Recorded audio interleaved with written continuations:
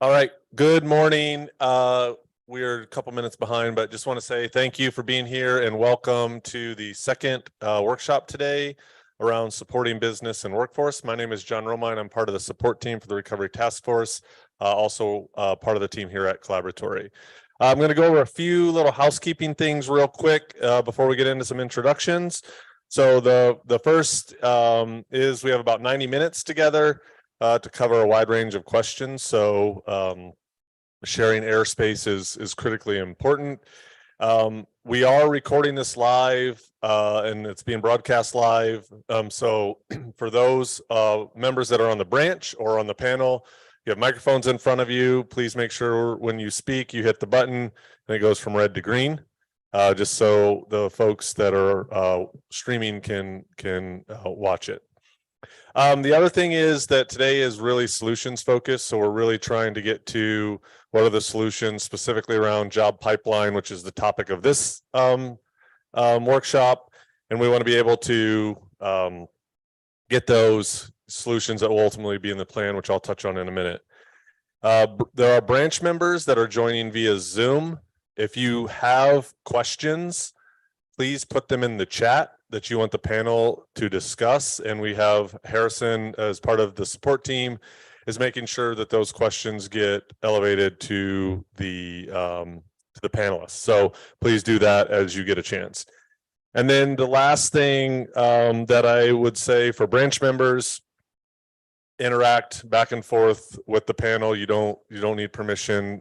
Just make sure you get the attention of Tessa or Dan. Just come off mute, which is your preference, which everybody is encouraged to do that, because please, this is around how we get folks to understand how we can build initiatives as a result of Hurricane Ian. So with that, we're going to do quick introductions of the panelists. First, I just want to say thank you for being here. We really, really appreciate your time and commitment to doing this. And we'll start at the end. Mike. My name is Guido Minaya. I'm with Minaya Learning Global Solutions. We develop and deliver corporate training for large companies. I also serve as the chair of the Oasis School Board in Cape Coral and vice chair of the Horizon Council.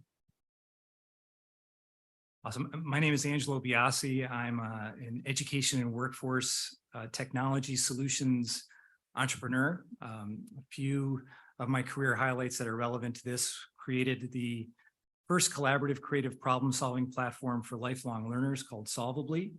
We're currently serving about 400,000 middle and high school students in career and technical education in the state of Texas through 2025, working with Pearson Education.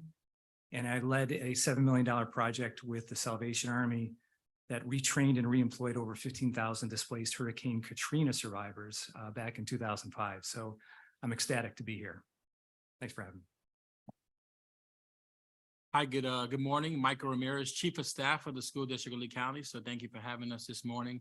I think the lens and the perspective here, former teacher, school-based administrator, and obviously now at the district level, have worked in 2 other large school districts, Broward County down in South Florida, as well as Denver Public Schools out in Colorado.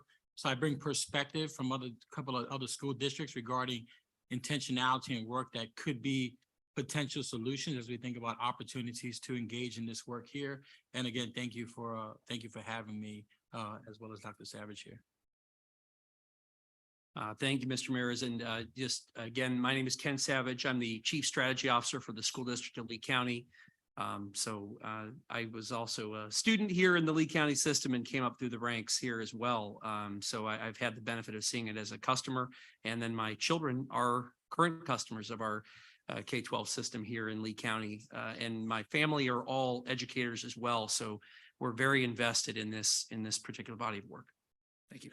And before I turn it over to Harrison, we have one branch or panelist on Zoom. Michelle, if you could come off and introduce yourself.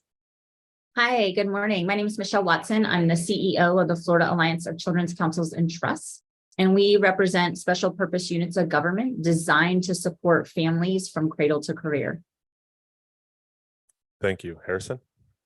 Hi, I'm Harrison Newton. I'm with the Resilient Lee support team. I also am with Haggerty Consulting, and I lead our resilience portfolio.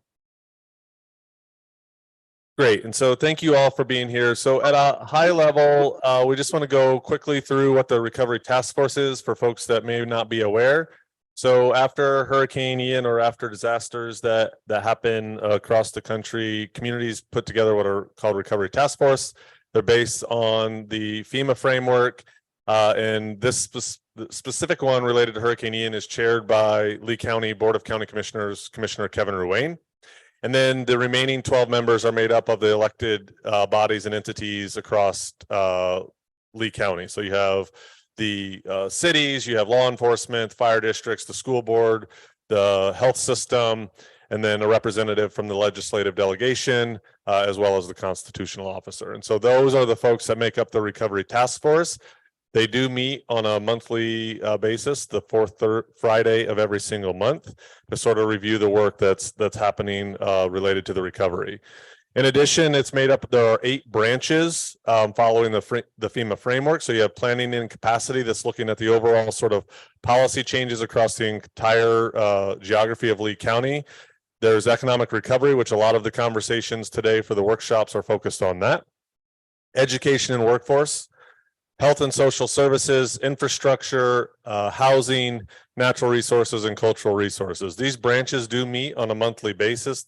All of these meetings are publicly noticed. The public can attend, and there is public comment at the end of each of those meetings. And there's really sort of driving towards what will ultimately be in the plan that we'll touch on in a minute. I do want to recognize there are members of the public. So once we get to the end of the workshop piece, there will be an opportunity for public comment at the end of this conversation. So we are on a very aggressive timeline. And so this work started in late February, early March, around building towards a resilient and recovery plan, resiliency and recovery plan that will go to the Board of County Commissioners on December 5th. And we just finished up a robust community engagement effort over the course of April and May. We're going to touch on some of those details in a minute. And the branches have had 3 meetings as well. So 3 of their monthly meetings they've had as well. And really trying to figure out what are these initial priorities? What are the focuses for our community across these 8 branches? So now we're into the building solutions. So what are the solutions based on what the input from the branches, the community, what we know in real time from the municipalities? What are the things that we need to do to build a more resilient Lee County for the long term? And that'll ultimately drive into initiatives that will be in the plan with funding sources, who will lead those initiatives, who the partners are, and things like that is what we're driving towards. That will go back out to the community late summer, early fall, for them to weigh in on where we got it right and maybe where we didn't get it right. And so what are those tweaks that would need to be made to the plan before it went to the Board of County Commissioners? So that is a high level of the road that we're on. It's a fast moving pace. So we're super grateful for the panelists to be able to make it on short notices because it is really moving pretty quickly. So when we look at the community engagement, we hosted a total of 17 town halls, 15 were in person, 2 were virtual. We did offer them in multiple languages, and we did them throughout the community. So they were in many cases at the neighborhood level. And so the importance of that is we wanted to make sure that the community voice is represented in this plan. There were about a little over 1,000 folks participated in these town halls, and currently still available on the resilientlee.com website is a survey where folks can still continue to provide input and feedback on the priorities and the initiatives for the resiliency plan that we're all working together. We've had about 4,900 responses to that survey, and so we definitely want people to engage in that wherever possible, and that's where people can identify what's most important to them as we think about rebuilding. And then lastly, on March 30th, we hosted across the entire 5-county region a collaboration where there were these mealtime conversations called On the Table, and where people started to prioritize what was important to them in their communities all across the 5 counties. And so there are about 1,000 data points, a little over 1,000 data points related to Hurricane Ian recovery that come from that as well. So again, the intent is to engage the community to be part of this plan. And so one of the workshops, so this whole entire week is about workshops except for yesterday. So Monday was all focused on critical infrastructure. There were 3 workshops on that day. The only one we did not have that has been rescheduled to June 21st was about power and communications. So June 21st will be the only workshop that hasn't happened, that won't happen this week. That will happen in the afternoon here at Collaboratory on that date. Today is all about supporting business and workforce. Tomorrow is all about community resilience, and then Friday is all about housing. So all topics and themes that have come up across the different branches. And so really the priority and the focus of these workshops is solutions. So we might touch at a high level on some things, but we really want the panelists and the branch members to have an interaction and an engagement around how do we actually get to the tactical solutions to solve for some of these higher level challenges that exist in Lee County alone. And so with that, I'm going to turn it over to Tessa, and she's going to facilitate the conversation around the job pipeline. Thank you. A lot of workshops going on. It's hard to keep track. All right. Well, good morning, everybody. If you weren't here this morning, my name is Tessa Lesage. I work here at Collaboratory. I'm a future maker. Future Makers is our regional coalition that's about 9 years old, that's focusing on transforming the workforce. So a lot of the folks at the table and in the room are future makers. So I just wanted to clarify what that means and give you an idea of why I'm up here doing this facilitation today. All right. So I'm really excited about our panel. And I think, we have a lot to build on from our last panel where we talked a lot about how do we diversify the workforce and the economy and overcoming some of the barriers that our current workforce faces, particularly after a pandemic and now a hurricane. So I'll go ahead and I'm going to start with some questions. You don't have to answer all of them. If you can add to someone else's answer. We do have a lot of questions, and our branch members are here to ask questions as well. They're also online. So, contribute as you see fit, but don't feel obligated to answer every question. All right. And so I want to start with a question that I think we talked a little bit about in the last panel, but I want to get some thoughts from this panel. About how do we leverage and grow business and education partnerships to overcome some of the problems that we're seeing with our talent pipeline? How do you see that working, whether it's from a school district standpoint or from the outside? And think in terms of solutions. What are some of the things that we could implement that could help that? So who would like to start? Dr. Minaya? Yes. Well, it's interesting because when you look at K-12 and then you look at higher ed, there's even some of the language that we use is a little different, right? How K-12 views things versus higher ed. And then when you look at the corporate structure, and you look at corporate education and training, there's other language that we use. So it's not so much, to me, it's almost like, how do we do the appropriate transition and bridging between K-12 and higher ed? And how do we do the appropriate bridging between higher ed and corporate? As an example, in the corporate arena, when a corporation is facing a major initiative and they have to scale quickly, we develop a learning strategy. That's not necessarily called the same thing in higher ed or in K-12. And basically it's a roadmap of where that executive knows that their workforce is, where do they need to get them, and we develop a roadmap, and then the curriculum follows, right? So I think if there was a little bit better understanding of the language that could assist us in accelerating some of the problems and initiatives we need to move forward with. That's a great point. Speaking the same language is such a big deal. And like with Future Makers Coalition, we're a local college access network. We don't call ourselves that, but that's what we are. In other communities, their goal is to increase post-secondary attainment. I'm not sure many businesses talk like that, right? And so we talk about transforming the workforce here because language is really, really important, and it can be intimidating for people when they don't understand. So I appreciate that, and figuring out ways to create those partnerships between business and education that make it easier for us to have the relationships to be able to talk to each other? Dr. Savage? Thank you, Tessa, and thank you, Guido, for kicking that off. I would say to just borrow some of that thinking. You know, one of the things we found in the partnerships that seem to work the best is that there really is a shared vision. So it isn't just what the school district envisions, it isn't what the business community envisions, but what we collectively envision together. And then to flow from that, similar to the example of the curriculum, it's what are the then explicit goals that we've set. So not just that we are on the same page from a language standpoint of where we would like things to go, but also what are the specific goals that we really mutually agreed upon that actually actualize that shared vision. But it's truly that shared piece of it. So it sounds simple, but oftentimes that is not something that occurs. And that can really help drive the work. And then also studying the effectiveness of the strategies you've developed to actually enhance and make that a reality.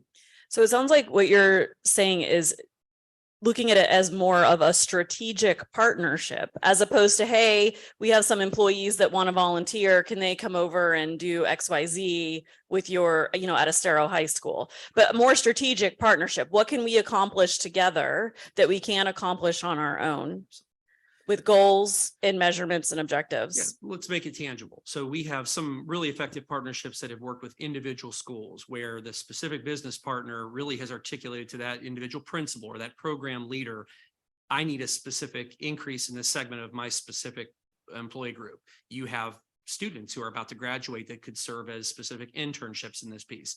They're actually tracking to see this happen. And then these folks end up coming straight out of school and working directly in, and this is happening locally. Some of these are very high paid internships. And in some cases, the business ends up paying for their college education as well. So you have students that may never have been turned on to a particular career. You have a local need that's being met. You have tremendous value being generated.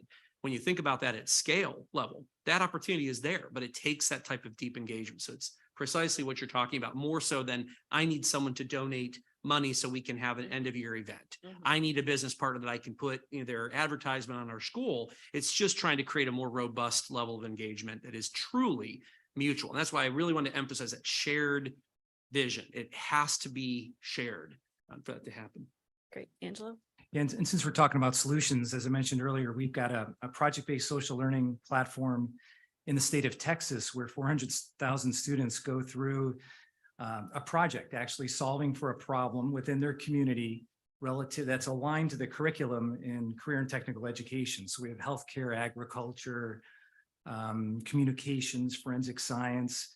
And in every project, inclusive of that is self-discovery, education, and occupational exploration, and college and career planning. So through that journey that's aligned to the curricula, they're actually identifying different areas that they might be interested in as a career by solving for a problem within that community.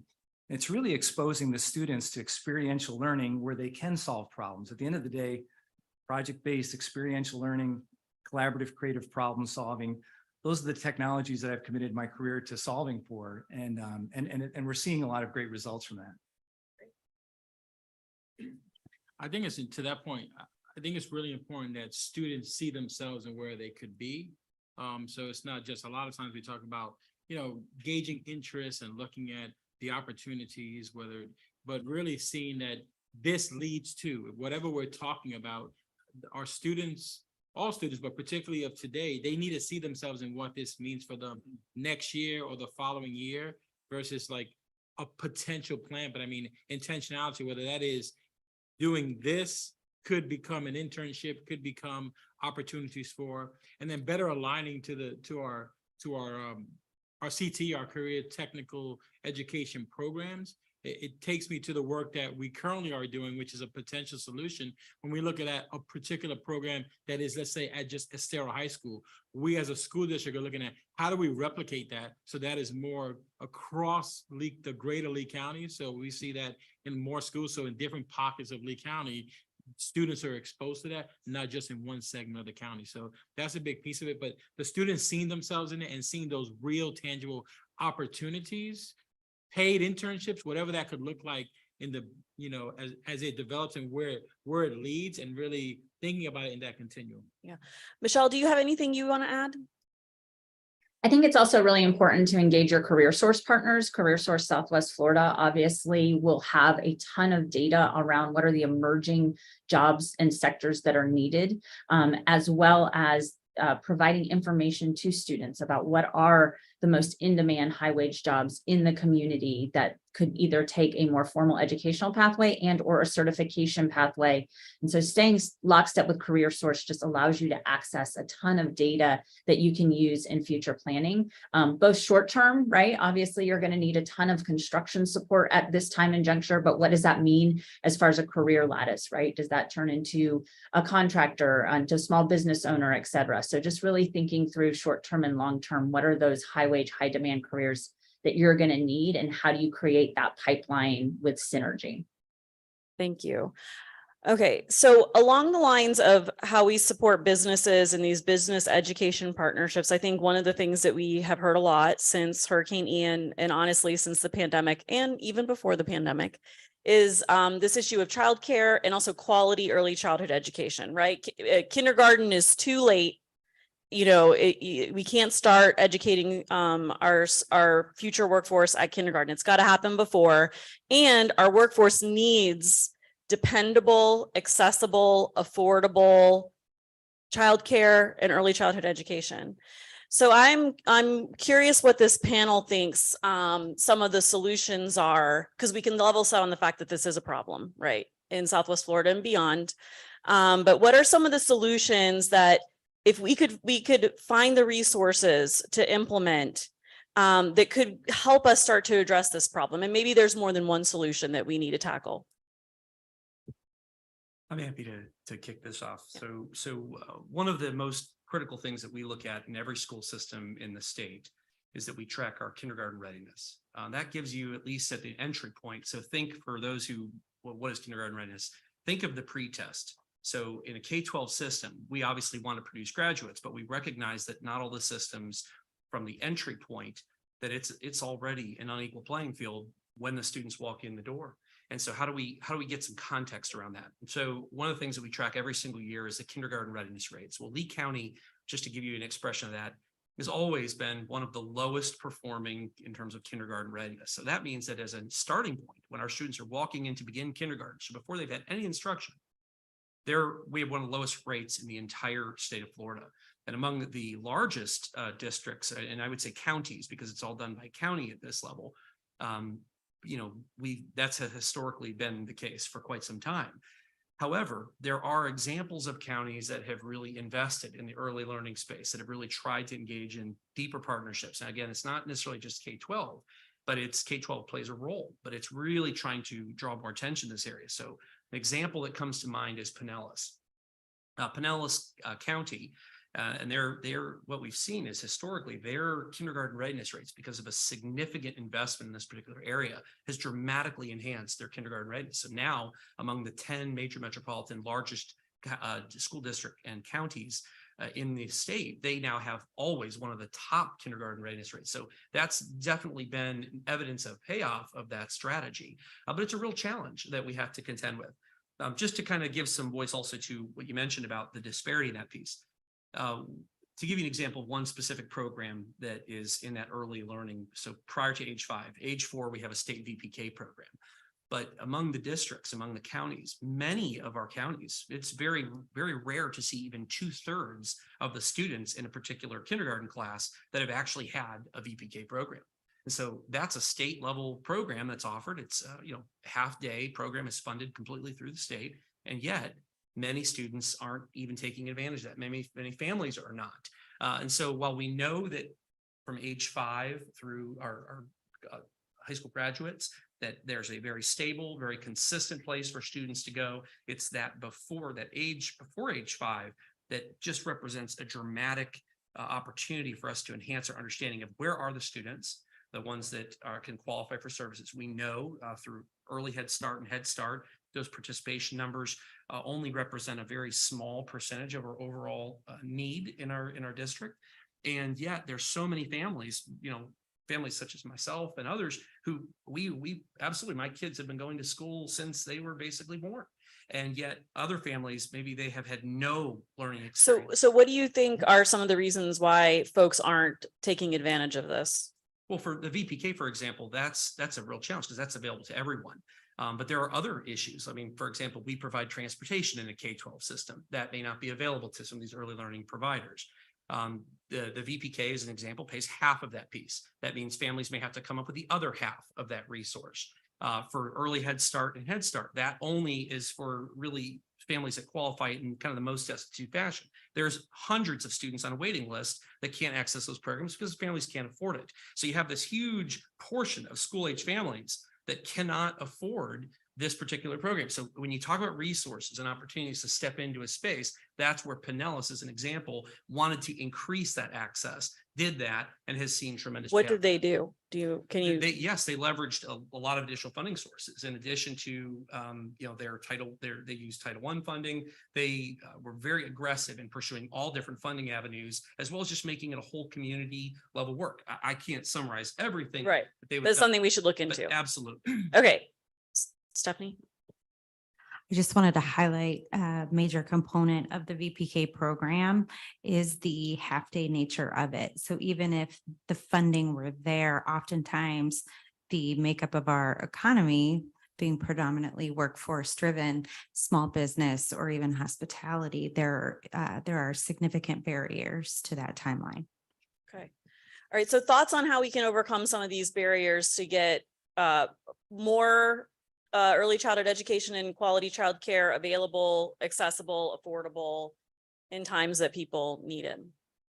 Dr. Manaya? Sure. And I think we're going to touch on this a little later with the Children's Services Council. And Michelle, I think you want to add to that in terms of how Children's Services Councils solve for this? Absolutely. So I'm going to go back to the kind of genesis of the question around the extraordinary cost of childcare, right? And so when we think about childcare, when we're talking about workforce, you also have a childcare workforce issue, which helps drive up the price to parents. And so what we do in childcare is we treat it as a common good, right? You're buying milk. You can only buy the milk you can afford, just like you can only purchase the childcare that you can actually afford. And at this time, childcare is extraordinary. And that is because we have developed over time a model where childcare is funded by parents, oftentimes the government, and then by childcare providers themselves, because they're subsidizing the cost by not charging the actual cost of care. So a few things that have happened within your community is last year, the legislature revised the funding formula for your Early Learning Coalition to actually look at population growth. I can tell you that your Early Learning Coalition almost tripled their budget in the number of families that they're able to serve because they hadn't done any population-based funding adjustments for 20 plus years. The issue that is now that there is money in the system for you all to serve families that qualify income eligibility for the program, is that you don't have the capacity. And that is a symptom of the fact that when you didn't have enough funding for 20 years, there was no real incentive to open up childcare with a mixed model. And when I talk about a mixed model, when you think through childcare, you want to make sure that you're braiding your funding in a really unique way, which means you're taking a proportional share of subsidized childcare, you're taking a proportional share of private pay families, you're taking a proportional pair of potentially employee scholarship families, so that you have different funding streams that are not contingent on state funding, federal funding, et cetera. And so what we've seen is we have a huge capacity issue. And when we do not pay this workforce what they need to survive, we're creating this huge catch-22. So huge opportunities that are being explored at the legislative level that can absolutely, hopefully, play into really thoughtful strategies at your local level is really the creation by Representative McFarland. She introduced last year the creation of a early learning tax incentive or tax credit, where employees would be able to offset the cost up to $3,600 annually of the cost to access childcare in the state of Florida. And employees would be able to write that off of their bottom line, whether it be through their sales tax, whether it be through their corporate income tax, insurance taxes, a myriad of ways, so that we can really help support employers keep the workforce that they need. Even though you all are talking about the talent pipeline that you're going to need for tomorrow, we know that the best way and the most cost-effective way is to retain the current workforce we have now, give them on-the-job training, continue to keep them in their positions. We've heard from HR directors across the state, they're spending way more money recruiting and hiring for individuals who immediately leave the profession than it would take for them to pay the current workforce more dollars and not to have to go through that process. So those are some strategies that we're working with the Florida Chamber to really create a model to make that happen. But what needs to happen within childcare is, yes, VPK, we need everybody to participate in VPK. It should be part of that braided funding. But we know that if we don't actually receive a child into some formal educational early learning setting, we can't make up the first 47 months of their life in 12 months, right? We can't get them there, especially with a half-day program. So what we need to make sure is that we have a really strong mix of not only the ability to serve children in educational settings, but that we can do it as early as a parent desires. And that can be done through a myriad of ways, through a family childcare home, through a formal childcare center, through school district supports. And what you're seeing in Pinellas is really everybody sitting down at the table and bringing their funding and thinking through solutions. What Pinellas does is they do have a juvenile welfare board, which is a CSC, which lays over some unrestricted funding to ensure that what is most important to childcare providers, it's a lot like selling seats on an airplane. You only make a profit once you have the certain number of seats sold, is that if we can ensure that the childcare providers that are high quality and that are operating are at maximum capacity, then you're able to offset and keep those high quality education in settings open. And then obviously with the traumatic event that you all suffered is the need for a huge mapping, figuring out where there are childcare deserts, what needs to happen. Strategies that communities have deployed are figuring out if there's empty commercial space that, was abandoned during COVID that could be written off at a low rent or rent-free opportunity for a childcare center to move in and serve that community. So it's going to take a lot of time. But one of the things that you can do with all of this diversified funding is really do some really sophisticated community mapping and get children into an educational pipeline as soon as possible. Okay, Michelle, that was so many things that we need to unpack there. But first and foremost, I'll start with the easiest one, not the easiest answer, but the easiest one to point back to, which is you said CSC. And that is part of the key to what Pinellas is doing. And we already heard that Pinellas is an exemplar in this. So can you help us understand what a Children's Services Council is? Absolutely. So Children's Services Council is authorized by Florida statute. We are the only state in the nation that allows communities to, through voter referendum and or a county commission structure. So we have what is called an independent CSC, which means you take it to the voters and it is an independent special purpose unit of government, or we have dependent CSCs, and we have those across the state too that work lovely, which means that they are actually housed within the infrastructure of the county commission. And what they are is they are dedicated funding sources through ad valorem collection that support programs cradle to career. So many of our communities focus on a cradle to career portfolio, but understand that early childhood from prenatal to 5 is the best bang for your buck when it comes to intervention, then trying to really support families moving forward. They also fund huge after school, before school, and summer learning portfolios so that children are well cared for that absolutely support economic development and mobility. So those are two options. Like I said, we have right now in the state, we have 14 children's services councils. We have them in very democratic leaning communities such as Broward, and we have them in very conservative communities such as Martin County, Pensacola. And what they've recognized is that if they want to move the needle on long-term community impact, they have to start with dedicated investments in the community and meet them where they are. So that is really the onus around a Children's Services Council, and it is meant to be a funder of last resort. So it's not meant to supplant any of the funding that you get for other programs such as the Early Learning Coalition. There's absolutely a prohibition that you cannot use it in the K-12 space as supplantation. But what it is it's meant to be collected funding that can be used to innovate, that can be used to augment, and that can be used to maximize revenue in layover programs that have substantial wait lists, or layover programs and community needs that aren't being met through a traditional state funding formula. And we've seen our JWB and Pinellas, just so you know, that stands for Juvenile Welfare Board. That's what they name themselves. Some are called Children's Trusts, some are called Children's Services Councils, some are called Children's Boards. They are our oldest CSC. They've been operating for 60 plus years.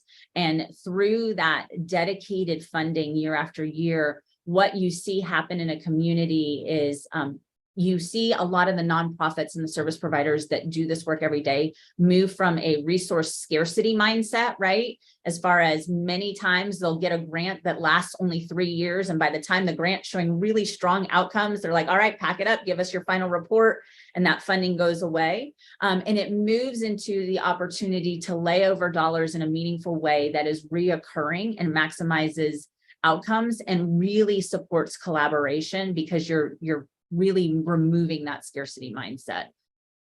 Quick follow-up, Michelle, is Pinellas an independent or a dependent Children's Services Council?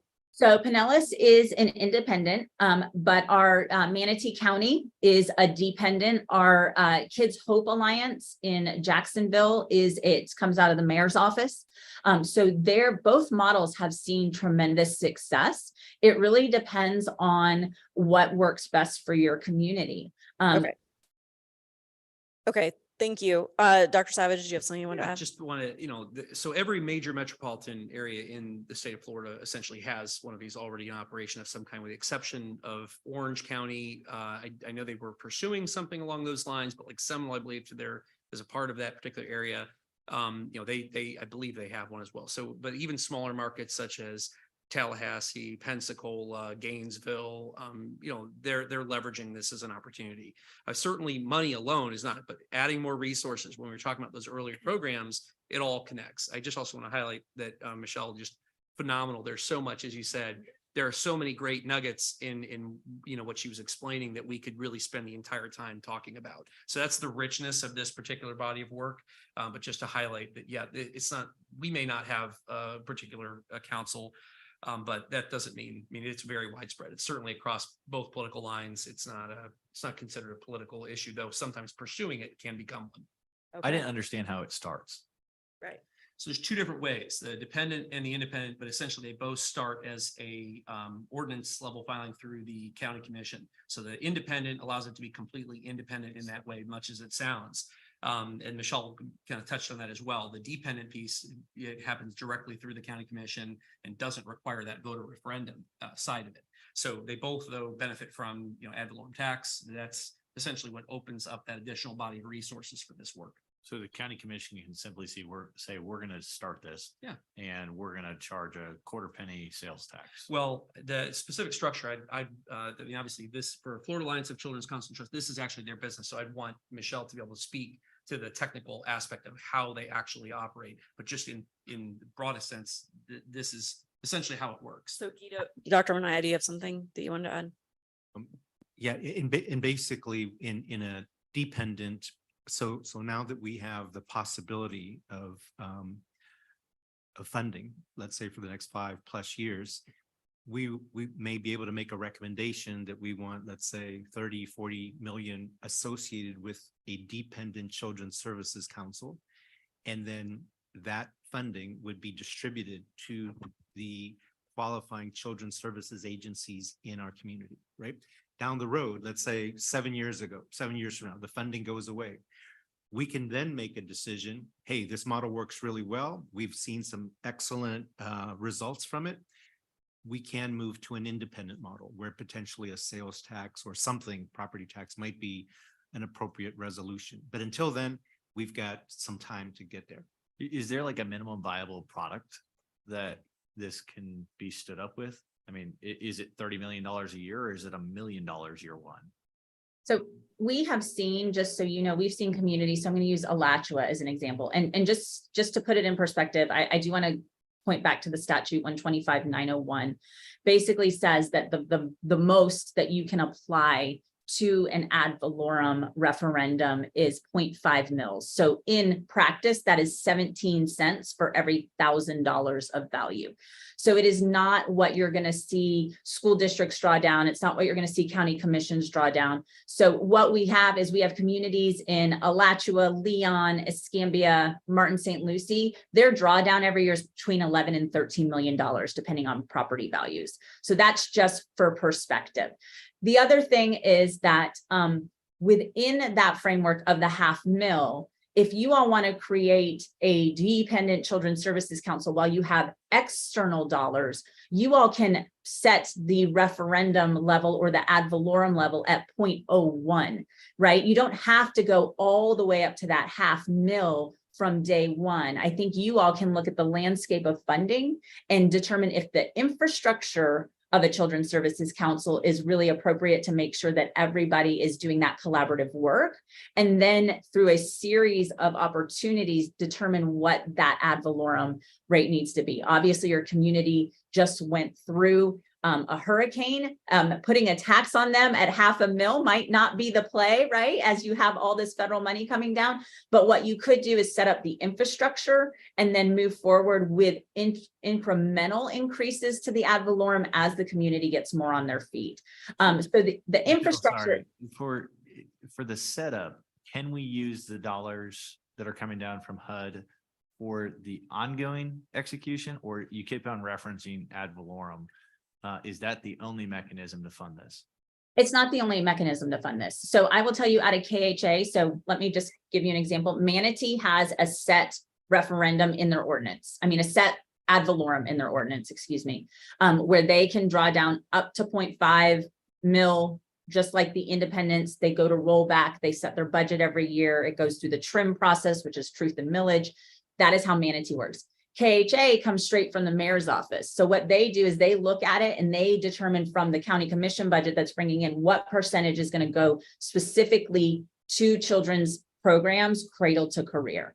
And so, yes, you can use any sort of funding that you're getting at this time for the infrastructure and then determine down the road if once that money sunsets, if you wanted to do incremental increases to ad valorem to continue supporting programs that have been successful, that are research-based, that are producing the results that you want for your community.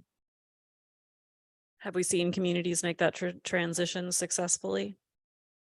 Yes, as long as there is commitment. You know, the communities we haven't seen do it well are ones that were dependent. And then when 2008 hit, just as a reference point, they swept all of those dollars. And so what happened is all the momentum that those programs were making absolutely just kind of ceased. So the beauty of a Children's Services Council is that long-term dedicated funding, so you get to that collective impact. So that is what I would say is sort of the framework you want to put around it, is that even if you set up the infrastructure, the long-term goal is to ensure it's sustainable over time so that you're moving community results. And we did an analysis probably 2 years ago, and this is just for information, where we looked at the portfolios of all of our CSCs across the state. Obviously, we have a CSC in Miami, Broward, Palm Beach, Hillsborough, are really large communities, Jacksonville. And we looked at all of the like portfolios that we're funding, such as abstinence, right? Low birth weight, child welfare outcomes. We were able to see that our communities were performing better in those indicators across the state. And once all those communities in collection were performing better, we actually moved statewide averages. So just so you know, our 14 communities represent more than 60% of the state's birth to 18 population.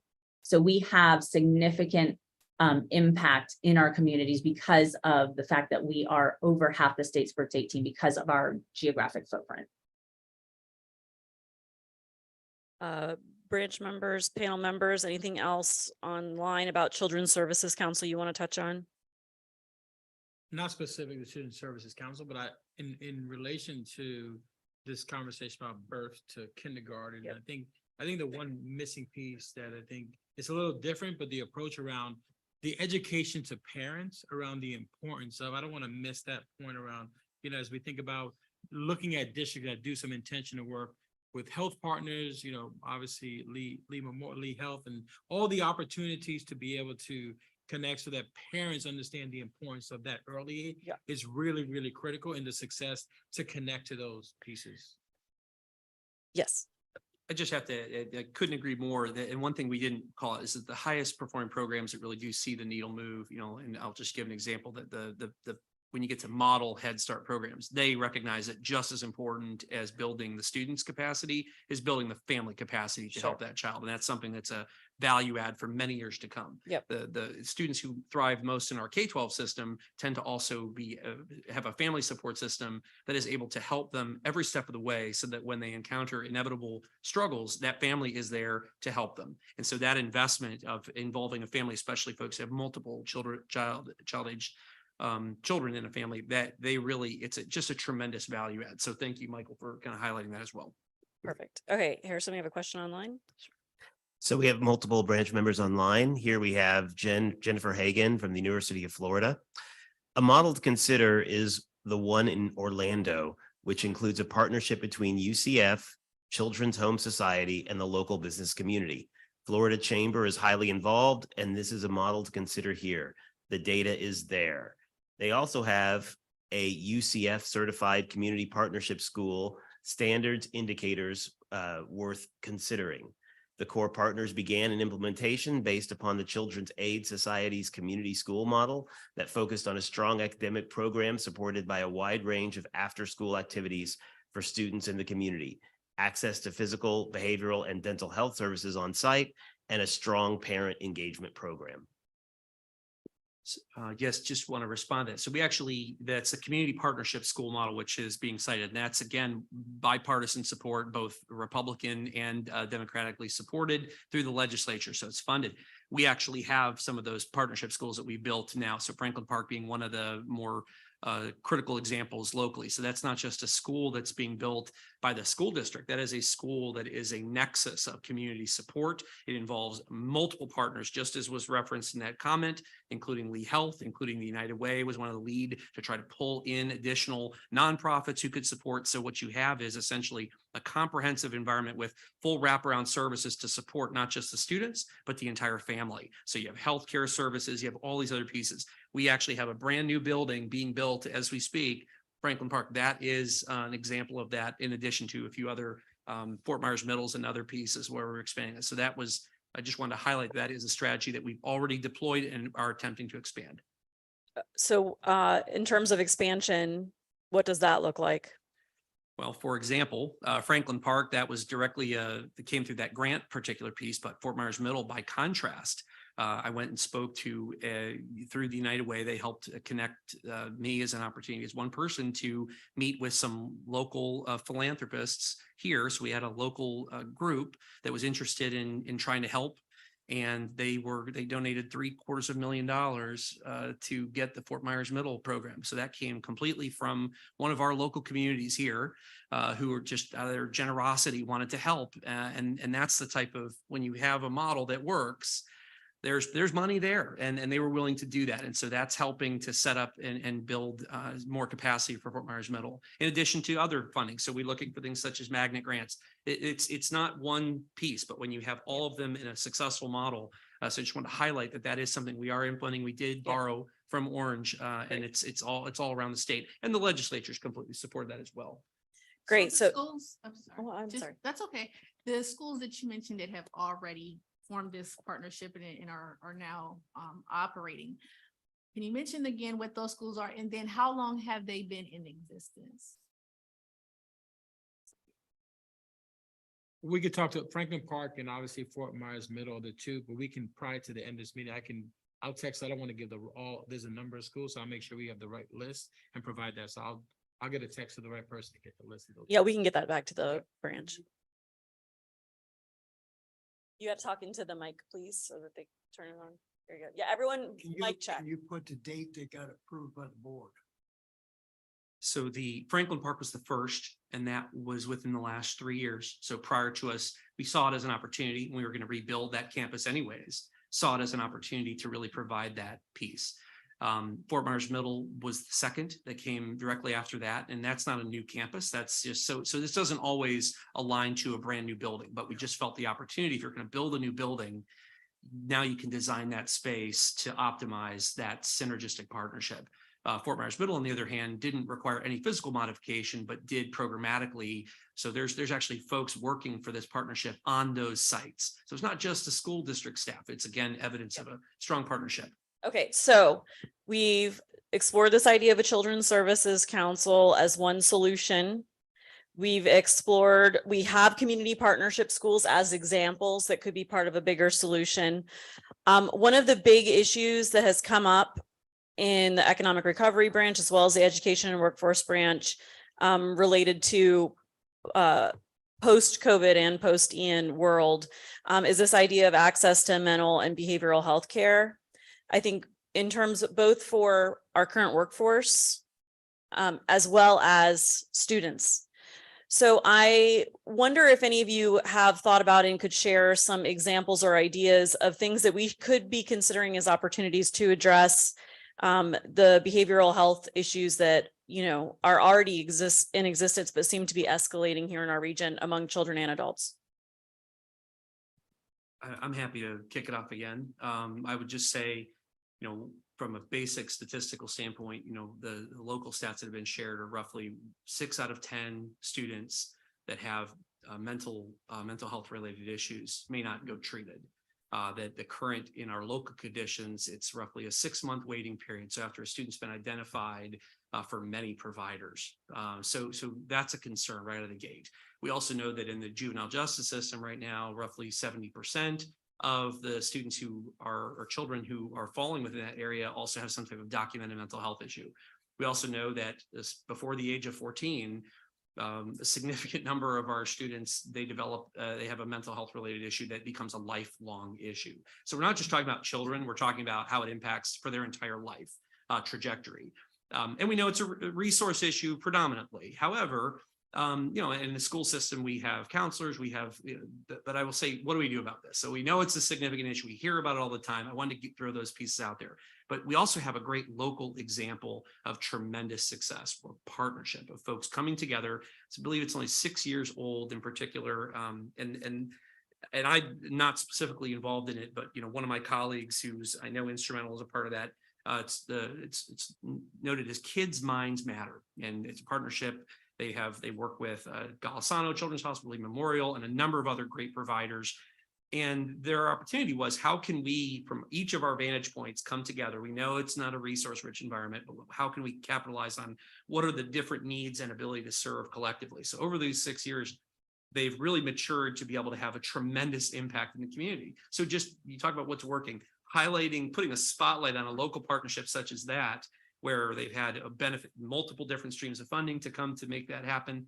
And just what an impact they've had. They've formed a navigator program in our school system that's just transforming lives. The numbers that I could share with you in terms of how many more students now have access services and families have access services. It's just powerful, and it's a local partnership. I wanted to shine a light on that. Okay, Angelo? Yeah, I'm working with an entrepreneur who has an innovative program. Social emotional learning, unfortunately, has gotten a little bit political, and they have a program that is inclusive mental health, preventative mental health awareness that's included inside of the curricula.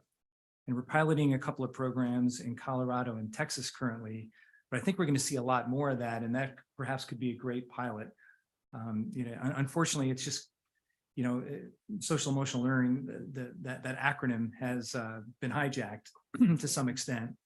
So there's a great degree of sensitivity that goes along with, you know, what are the programs that we can start implementing that actually include that in the curriculum, you know, cross curricular. I think that's where we stand the greatest benefit long-term, short and long-term. To incorporate it into into math, into English, into social studies. Perfect. Did you have anything, Dr. Anaya? Sure. Yeah, a number of years back, we did an extensive needs assessment within Lee County of the various issues facing our children. And briefly talking to Michelle last night, she shared probably if we did another one of those studies, we would see Worse. an extreme change and even more need. So that may be a way to start. You know, what does a true needs assessment look like? Unless it's already been done by another agency locally recently. Mhm. But I haven't heard if it's been. done. Okay. Michelle, do you have any examples of solutions that or directions that folks are going elsewhere to address these growing mental health issues? Absolutely. And it is slow work. I have to tell you that, you know, COVID and its impact on mental health, and then just the workforce not being prepared to take on the increased onslaught of individuals who are struggling with mental health has been huge. And so what we're seeing is almost a cannibalism of staff that are available to help many different populations, whether it be children, whether it be adults, parents, et cetera. And so one of the things that our teams through CSCs are doing is they're helping through mentorship, on the job training, apprenticeship programs, trying to increase the capacity of mental health professionals in their community, because they know that even though they are focusing on parents and or children, those parents still have to parent those children. So everybody's mental health is important. And so there's been a huge infusion of those local dollars into making sure they're creating long-term system pathways and pipelines to ensure that there's enough capacity. I know resources, money is one thing, but also do we have the number of professionals available in the community to meet the needs? And all of our communities over through their landscape analysis and needs assessment have found that workforce, there's just not enough people. And so they're deploying workforce strategies as well as opportunities to continue to incentivize and keep them in their communities to support their families and children. Okay, so thank you so much. This is a theme, in case you haven't been tracking. We need to make sure that we're taking care of our teachers and that we're growing our teacher pipeline from early childhood education up. I think if FGCU and FSW were here, they would tell you the same thing, right? We can't have good behavioral and mental health care without mental health workers. So we've got to be thinking about that. And the list goes on, right? We have to be thinking about these things both as a workforce development opportunity as well as an opportunity for us to improve the various outcomes in the community. So those things have to go hand in hand.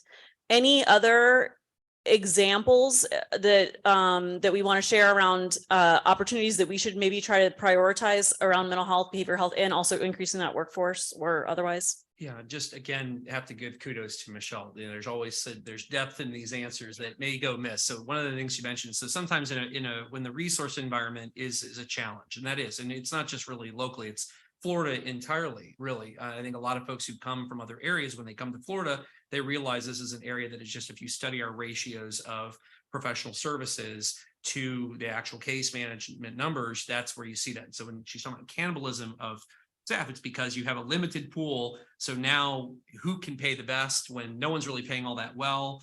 And that's why you get the 6-month waiting lists and things of that nature. So a couple ways that people have attempted, what can you do? One thing folks have tried to do in some cases is even optimize on remote aspects. So potentially getting people from other areas, however you can, even if they're having to remote in, those are some things that people look at. The other thing that we do that we're doing right now as we speak, training.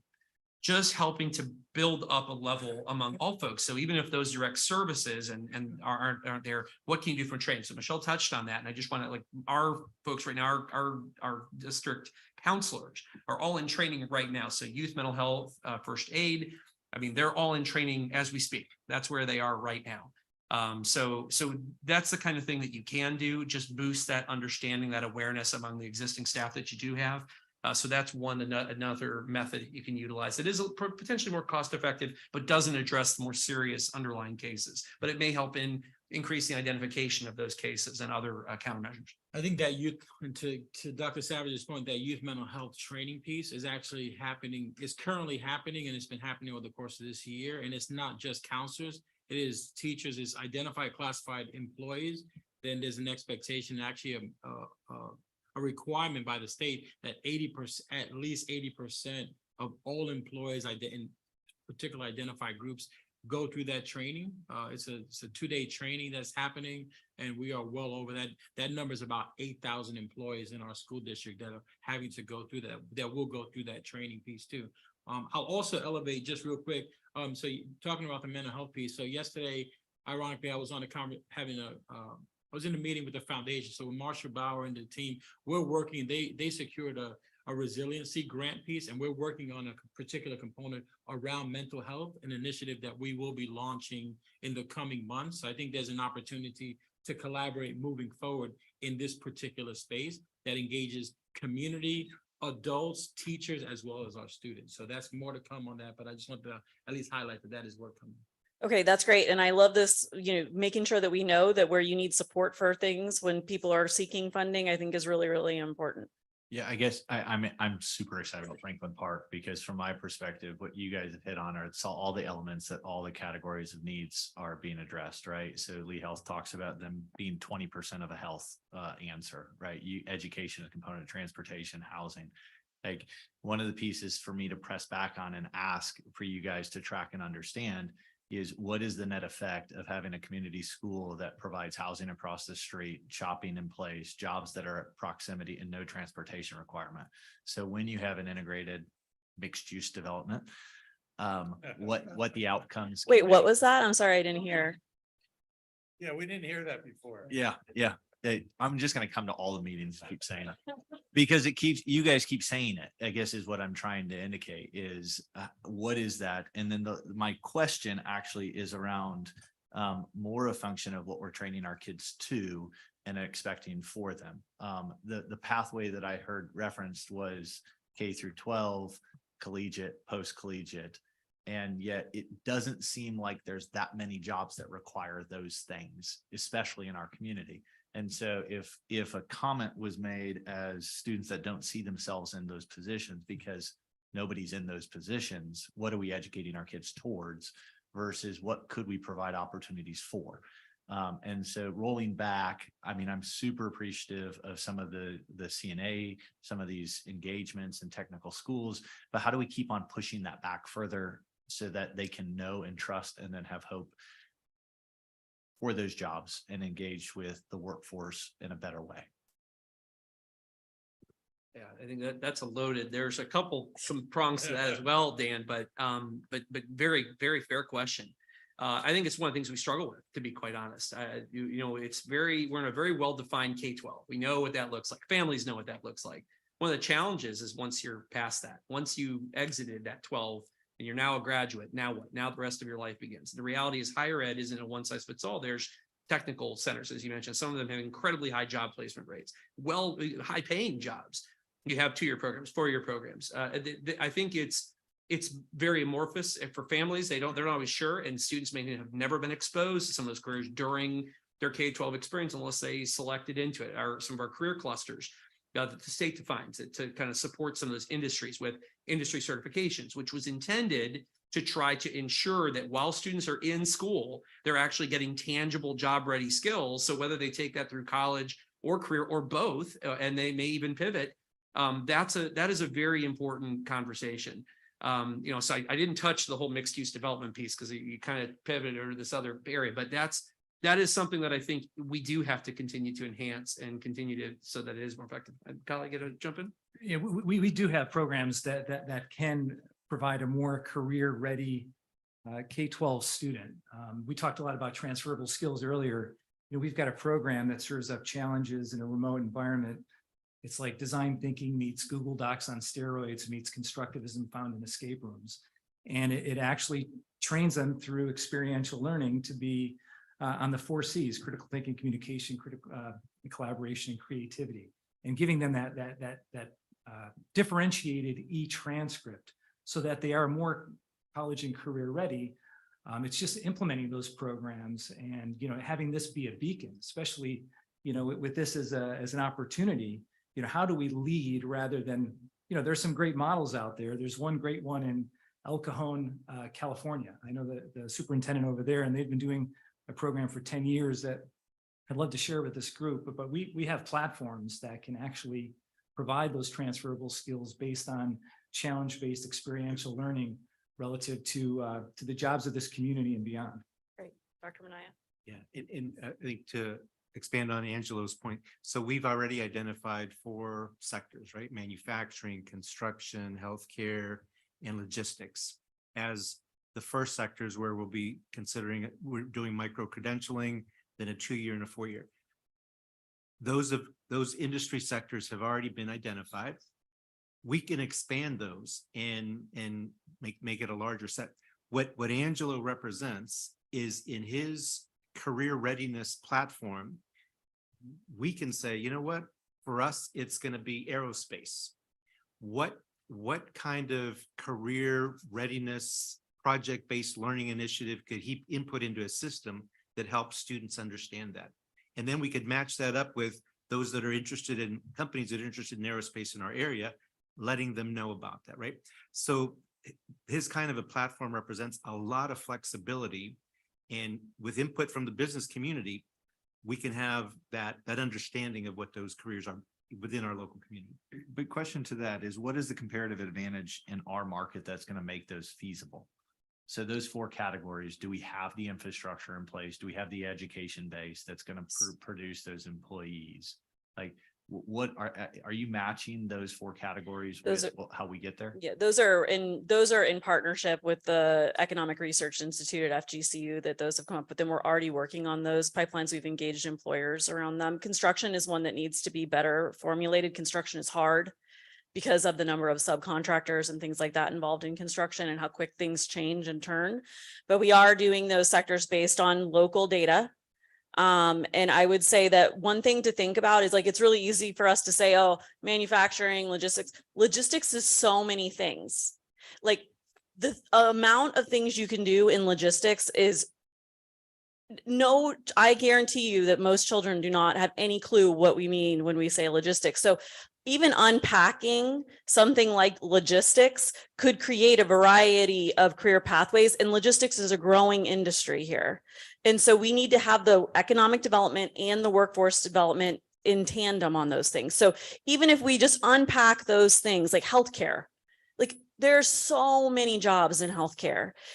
Those 4 require a lot more attention, and then looking beyond as well. And we have a good strategy around how to create those sector strategies now. We have the seed. It's an opportunity now to build on that and to enhance it more and to push it back into the school system to a younger age, so that when students are seniors and they come to our student summit and you ask them what they want to be, they're not like a vet, a surgeon, or a crime scene investigator, which, you know, we need a really good show about logistics maybe, because then people will be exposed, right? So. Yeah, I just want to add, so this is one of the, I would say, where I think as a school system, we have to acknowledge that there's a challenge here. And I think part of it is that, you know, and it was mentioned earlier in the comment, you know, the critical thinking and so forth. We recognize that, you know, what are the most transferable? While we talk about career pathways and having very specific skills that they would utilize in a particular chosen career path, the reality is that's just one piece of the equation. It's wonderful if folks can come as graduates and have already been exposed to a career path, they can entry right into it. But the reality is that most employers, when we're asking them, what they really want are not just very specific skill sets. They're looking for things that are much broader than that. They want good critical thinkers, good creative thinkers. They want folks who can collaborate, who are good teammates, who have that self-starting mentality. They have those they call soft skills. They can put in writing. They come to work. There's professional. It's things that have nothing to do with very specific skills. And the benefit of those, they're transferable across pretty much all industries. Anything in the logistics field, you want all of those things. And so the reality for us as a system is that we grade on things such as math and science and social studies. You don't get a grade or you know, to say, you know, how you did in critical thinking. Those are often embedded into, you know, the course. So in order to access the highest levels of a course, so let's say for us, we have achievement levels in our testing. A level 5 represents the highest level you can earn in our assessment. That means you're at this top echelon. In order to earn that level 5 on that standardized assessment, you have to actually be able to do quite a bit of critical thinking, because these tests are actually quite good at separating student performance in that respect. However, in any given year, that can account for 8 to 15% of our student population that actually earns that highest level of the evidence critical thinking. That's just one measure to look at it. So that's an Dr. example Savage, of a challenge. is it because we're overeducating in a specialized category? I mean, does everybody need to get to calculus? I mean, is that really the key or should we So- broaden that? So it's okay. I'm charged with coming up with solutions. So I want to know, I have one big issue that we have not tackled, and that is literacy, which is a huge problem after COVID and after Hurricane Ian. And I just have to get to it. So sorry, Dan. We'll come back to branch questions, but what do you see as opportunities if we had the resources that are available to us to address literacy, Dr. Manaya? Sure. In this one, I was invited to a demonstration for the San Antonio School Board and their superintendent in California for new technology schools, new technology platform, and they've been around for about 25 years. Basically, they've architected a project-based learning management system that assists school districts. So even from first grade, you were put into teams with your other students, right? And there's a project associated with each part of the curriculum. From a literacy and English-based understanding, they can take a non-English speaking first grader, and by the end of their first grade year, 90% proficient, right? Because it's project-based, you're learning from your peers, and you have to present. So every presentation, somebody else takes the role of presenting. I met fifth graders, I met freshmen, I met seniors. These people are like super stellar presenters, like, oh my God. And it was just amazing to see their level of confidence, how they articulate on any question that you might ask them, right? So it's been a proven platform that we might consider. for That's us, great. right? Yep. Michelle, do you have anything? Yes, so along with being the Alliance of Children's Councils and Trusts, we also house the Florida Grade Level Rating Campaign. And one of the things, we have 37 grade level rating campaigns across the state. And I think one of the things that is very germane to this conversation is, first of all, if you can get the early learning pipeline right, we know that language development is a huge precursor to having strong literacy skills.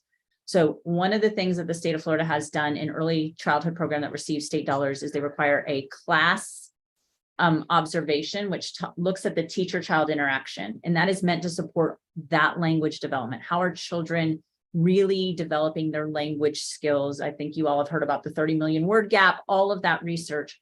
So if you get that right, that is really important. But then the other part is making sure that communities know school districts alone cannot solve for literacy, right? That it takes a huge community approach. Where are the employers in supporting literacy through mentor programs? Where are we looking at student attendance in a really meaningful way? And then also what is happening in summer learning? And that is why my folks fully fund summer learning programs with intensive literacy instructors, is because we know that summer learning is just chronic absence, right? It's absence away from educational programming. And that's where we're seeing learning loss. That's where we're seeing regression. And so I think that when you're looking to solve for literacy, yes, the school districts are doing a phenomenal job, and their literacy requirements are changing annually on what they have to do, what teachers have to have. But until there's a real thoughtful community approach where everybody's bought into the literacy of a community and what that looks like and how they can make it better, we're kind of putting the school districts out there with one paddle. And that is where parent engagement is really, really important. Wherever you can get it, any way you can get it, and is a huge portfolio of our CSCs in tandem with the school district, is making sure you're using like language, making sure that you're having the same information available. And so, a lot of it's really just about collaboration and moving forward. Okay. Thank Yeah. you. And I echoed Michelle. I mean, thank you for that. And then again, so many nuggets there.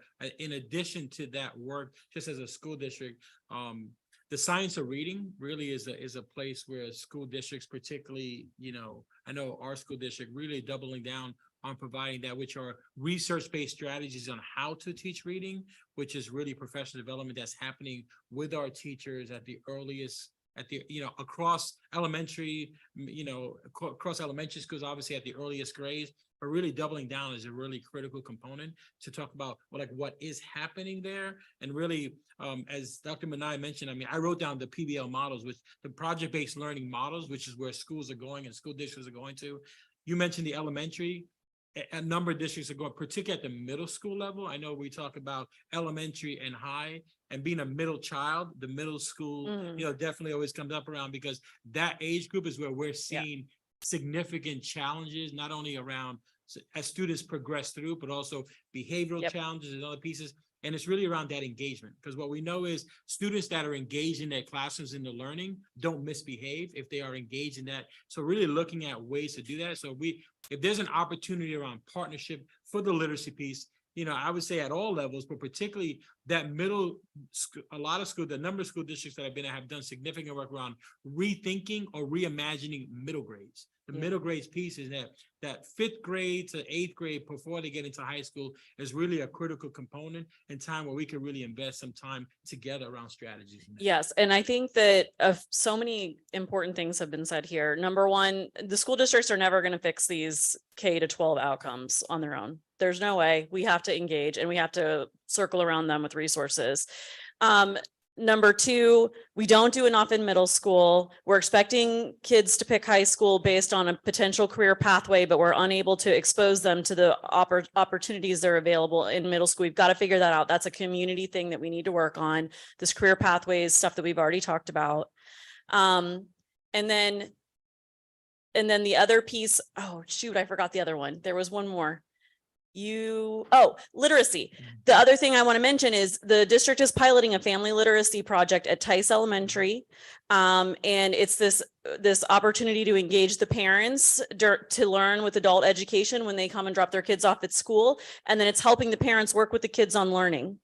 And so it's a pilot project that is also an opportunity that could be expanded as well, I think. And then it's multi-generational approach, right? You're hitting the whole family. And we know that there are a lot of parents out there right now that either, are struggling to learn English. And so reading to their children is an issue, or they don't know how to read themselves because literacy is not a new problem, right? So all the children that didn't learn to read or eventually become adults.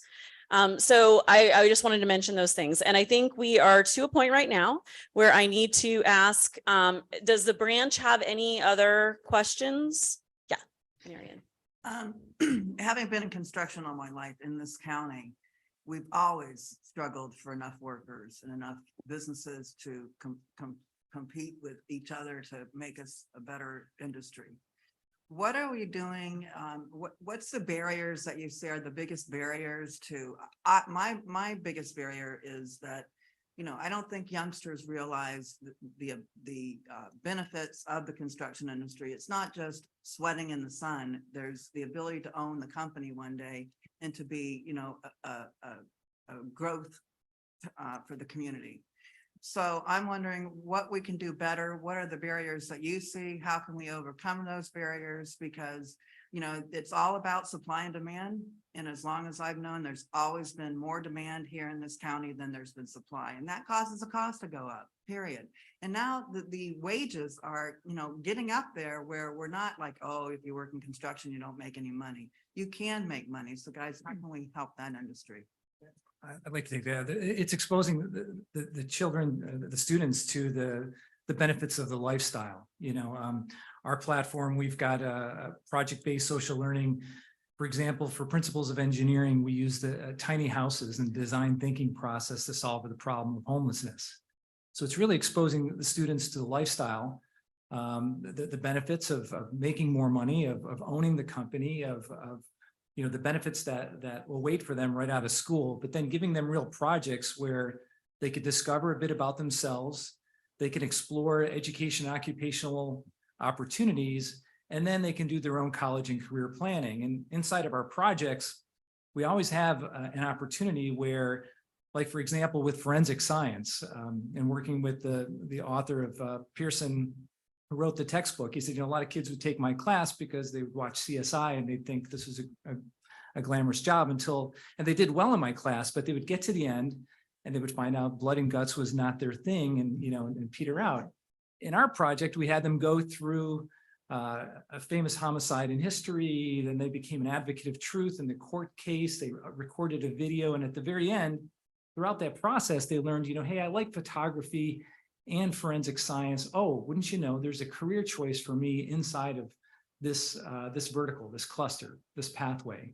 And really exposing those students that it's not just sweating in the sun, it's owning your own business. It's maybe, architectural, construction. It could be welding that inspires them, but really taking them through a project, meeting with a mentor, and then really doing that education, occupational exploration, and college and career planning, where we even have kids go on Indeed at the very end, select some jobs that would be suitable, and write those out and write a brief cover letter on how they would apply for those jobs. So in my opinion, it's really just exposing them, but getting their hands dirty, of going from learning to doing to being. That's how we really drive behavioral change. So another testament to this college and career readiness, early exposure to what careers really mean. Did you have another question? Well, unfortunately, it's the industry problem is that us in the industry, we're just so busy. We're just so busy doing our work that we don't have time to market, go out there and search and promote our business and get people engaged. I can give you a tangible example, having come from a district that had a dedicated construction day where identify grade level out of the school district. All students went to the construction day to learn where all construction industry, all different facets came there. They were bused there and really learned all aspects of construction to provide to the point of exposure to students to start thinking that. And that was traditionally at the 10th grade level, because 9th grade is a little too young. 10th grade, you start really thinking, taking things a little more serious. But that intentionality and partnership with it is a tangible example as something that I've seen done very successfully to get that exposure. Well, in using technology too, we can scale that. You don't have to be, the businesses don't have to be there if you don't have the time, but to align it with the curriculum and be able to scale that using the technology and a platform is really, how you overcome that, how you expose more kids, make it general enough, and then they find their own way within that. Okay. Assuming that. All right, we have another question online. This is Jen Hagan again from University of Florida. How can real estate brokers or commercial investors help community partnership schools change the landscape near and around the schools, changing the type of retail units that go into the commercial spaces that would better serve the families and community needs?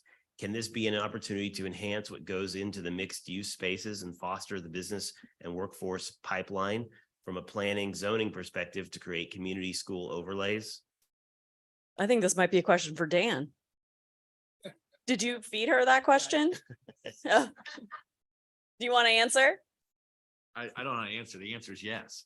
It's not that difficult to integrate planning, have mixed use. We've got different properties within the district that, we've contemplated different uses for those and how do we integrate and use it. There probably is some government assistance in rewriting some of the mandates that allow the school to be more creative in what they can use properties for.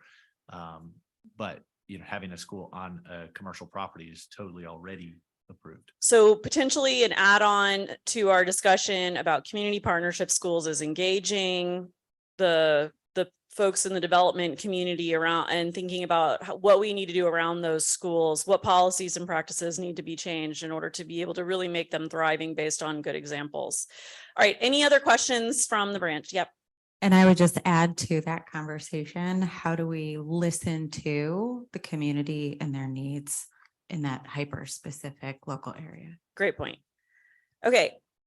So up here on the screen, if you have an idea, an initiative, something you want to share with us to consider as we are coming up with the ideas for how we pursue the priorities of the branches, please scan that QR code and fill in the form online. That's for anybody.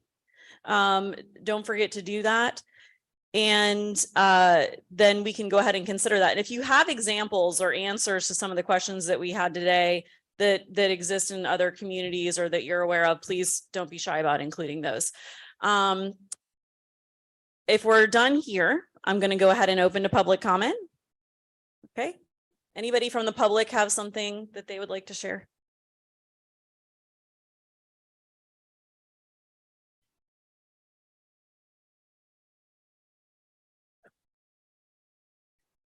Hi, my name is Betsy and I'm the coordinator of the Immigration Network. And on Pine Island, one of the successful English classes that we had was actually at the employers. Time and energy for somebody to come after work on the weekend was too much. So what we did was we got with the business community and said, can you give us a lunch?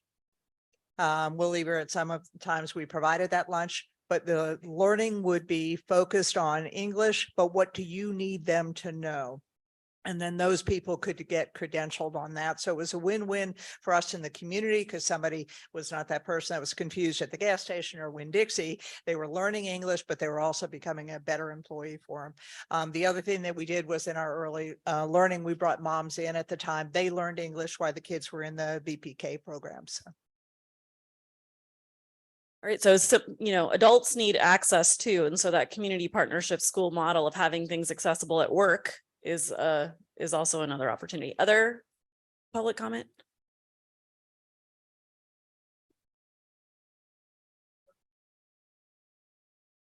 Thank you. My name is Ed Kleino, and I'm involved in these related issues in a couple of different ways. I'm on the board of the Children's Services Foundation with Guido. I am on the board of Salus Care, which is our community mental health and substance abuse provider, primary provider, behavioral health.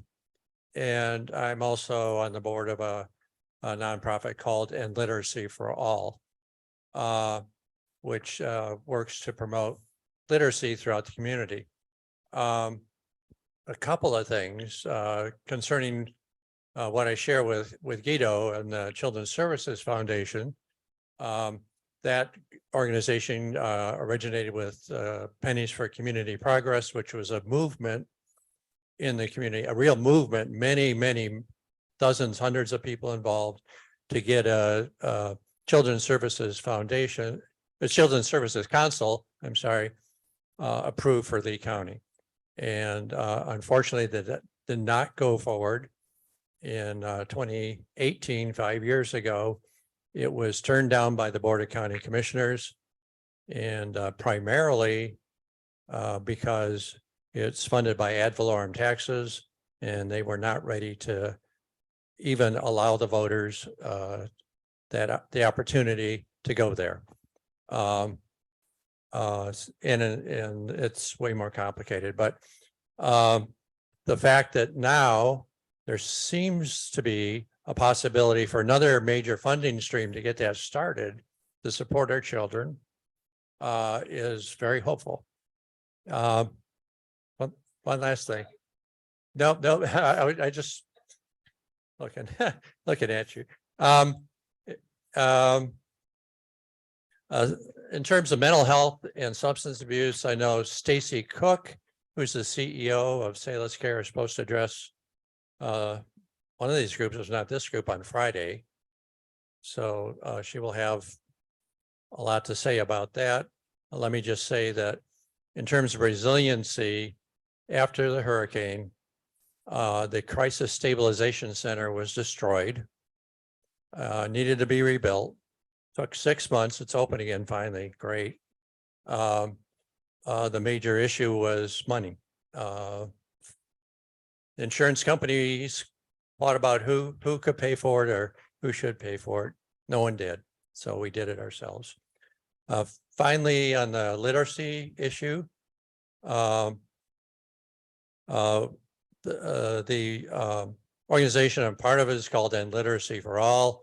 Several programs. One of the programs I wanted to highlight is a program where we read to children, read aloud every week.